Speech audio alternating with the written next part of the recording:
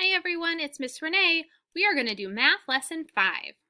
We are talking about making groups with things that are the same. So our statement today is I can make one group with a given attribute. That means with things that are the same. Before we get started, we're going to practice counting the dots. So we're going to count the dots. 1, 2. We're pointing and counting. 1, 2. Good job. All right, so I have some pictures here of a cup. I have watercolor paints, a straw, and a paintbrush. Which items go together? The cup goes with the straw because you can use them to drink. And the paintbrush goes with the watercolor paints because you can use them together. Nice work.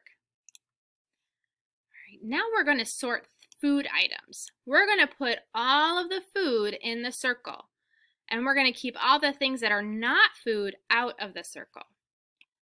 So let's see, a football. Should I put the football in the circle? Is that food? Nope. How about bread? Bread is food. I'm going to put bread in the circle. What about this cracker? Is cracker food?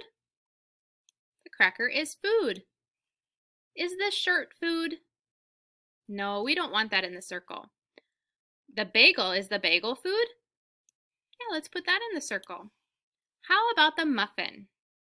The muffin is food. Are the scissors food? Nope, the scissors are not food. Is the pen food? Nope, the pen is not food. How about the bowl of cereal? Is that food? Yes, we're putting all of the food items in the circle. How about the cinnamon roll? Is that food? Yes, that is food. We're going to put that in the circle. How about the comb? Is that food? No. What about, I think the last thing here is a glove. Is that food? No, the glove is not food. So we sorted items that are food in the circle and things that are not food. They are outside of the circle. We sorted by food items and non-food items. Good job sorting today, friends. Excellent work. We'll see you next time.